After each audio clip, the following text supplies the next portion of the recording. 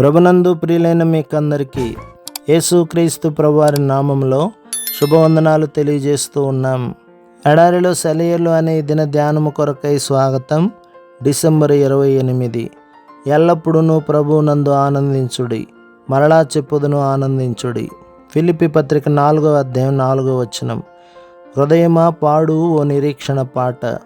చెట్లు చిగుళ్ళు వేస్తున్నాయి, పూలు వికసిస్తున్నాయి, పాడక తప్పదు ఈ నిరీక్షణ పాట.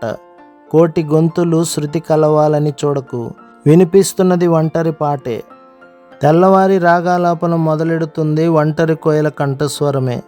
మంచు పట్టిన చలి పొద్దులో మబ్బుల్ని చలిగాలిని చీల్చుకుంటూ చీకటి కడుపులో చిరుదివ్య వెలిగిస్తూ హాయిగా బిగ్గరగా పాట పాడు.